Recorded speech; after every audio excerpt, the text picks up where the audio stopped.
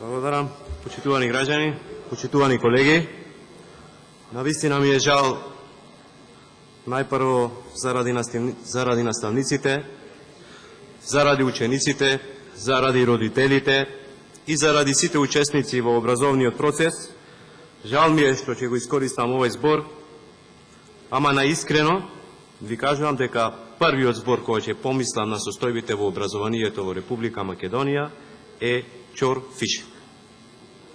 Пука, има звук, има некоја улога, меѓутоа не ја завршува задачата или нема резултат. Нема резултат затоа што образованието не е веќе систем. Образованието во Република Македонија стана проект, поточно стана експеримент. Во образованието сведоци сме на голем број погрешни, дел и необмислени, по форма и помпа најавувани како големи проекти, меѓутоа со мал резултат и суштина.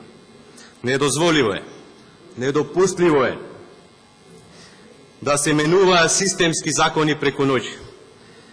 Ако образованието е систем, како што веќе кај нас не е, тогаш недопустливо е законот за средно образование или законот за основно образование да се менува 30 пати.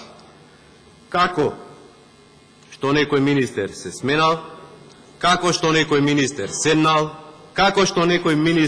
како што на некој министер му текнало денес, или како што некој министер се премислил утре, такви измени во законите се прават.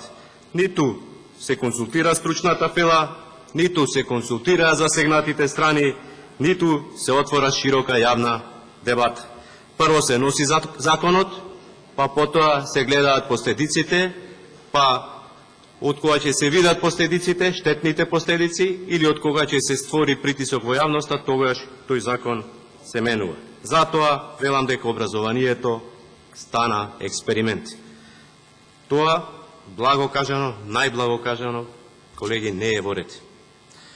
Ќе почнам со екстерното тестирање. За екстерното тестирање зборувавме во ова сала пред неколку месеци и ќе го повторам истото.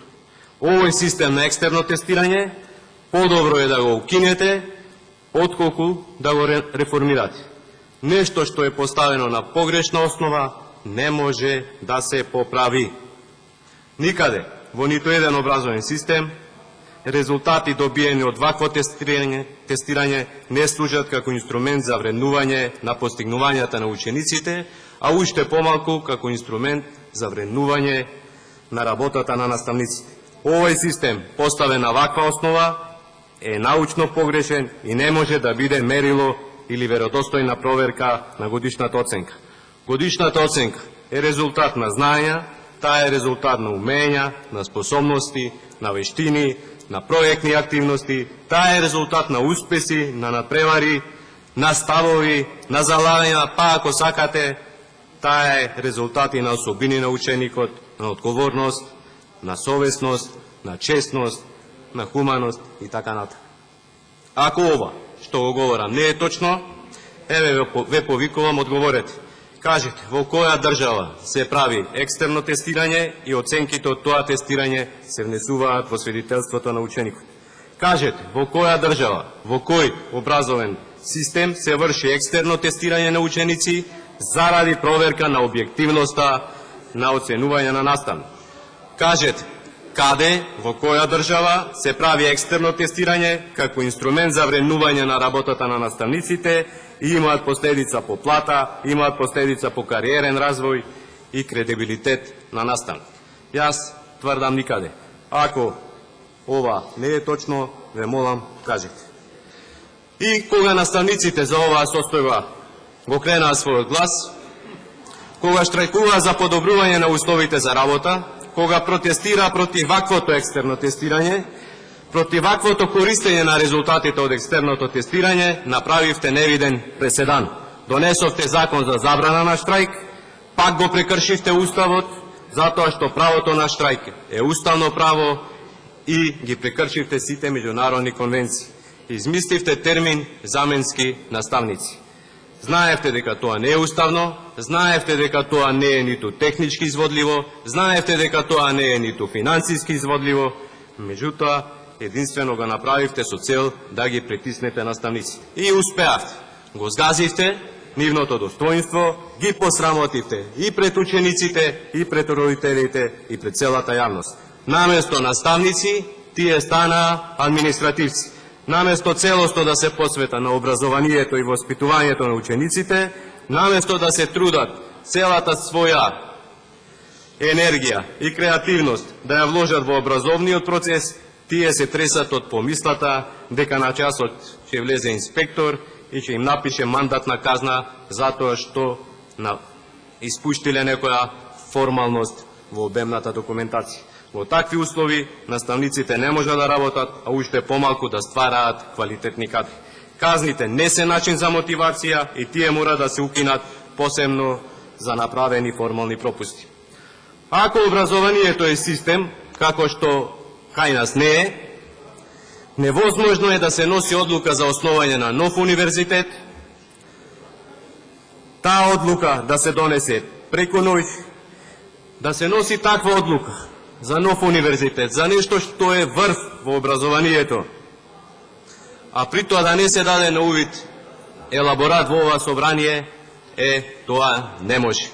Во тој закон поднесен не може да има само образложение од една реченица. Со овој закон се основа нов универзитет и точка. Не може или не смее да биде така да се отвора нов универзитет, а за него да не се планираат средства во буџет. Не може или не смее да биде така да се отвора нов универзитет, а во него да стои дека за редовен или вонреден професор може да биде избрано лице без титула доктор на науки. На крајот, околу финансирањето, односно околу издвојувањето од буџетот во образование, што исто така прави голема забуна во јавност. Од една страна, реконструкции или најави за реконструкции на училишта, компјутеризација, проекти за енергетска ефикасност, промена на дограма, најава за нови училишта, нови сали, бесплатни ученици, бесплатен превоз. Тоа од една страна. Од друга страна, имаме блокирани сметки на училишта, блокирани сметки по 2 или 3 години, има училишта каде наставниците сами купуваат кредит или има училишта каде родителите купуваат средства за хигиена за учениците. Од друга страна, бидејќи тоа се случува подолг период, не само како нормално се сваќа ситуацијата дека во некој училиште нема погрев, туку веќе почна за нормална да се сваќа и ситуацијата како во некој училиште нема и струја. Па сведоци сме во медиумите да гледаме слики како училиштата носат струја во своите згради со продолжни кабли од други институции или од приватни куќи. Значи, од една страна, толку и толку вложено, милионски цифри вложени во образованието, а од друга страна, милионски цифри во долгови или блокирани сметки за милионски износи. Тоа што прави проблем во логичкото расудување. За решавање на овој проблем, единствено решение е зголемување на вкупниот износ на блок дотации и промена на методологијата за распределба на блок дотациите. Друго решение нема. Колеги пратеници, сите знаеме, нашата земја е мала, нашата земја нема големи количини рудни богатства, нема нафта, нема нешто што би ја дигнало на нозе и би створило економски просперитет или би створило економска благосостојба на населението. Единствен ресурс кој што можеме и треба да го искористиме е човечкиот. Квалитетен кадар единствено може да биде наш ресурс. Квалитетен кадар треба да биде наша стратешка цел, исто како што е наша стратешка цел членството во Европската Унија и НАТО. Затоа образованието мора да биде на здрави нозе. Од образование мора да се трнат канџите на дневната политика. За него треба да се грижи стручната фела, да се грижат експертите, да го моделираат експертите и да го трасираат патот под кој треба да се движи образованието. Без разлика на промената на политичките партии на власт, тие единствено мора да го следат тој проект. Само така и само тогаш образованието ќе стане систем, а не експеримент.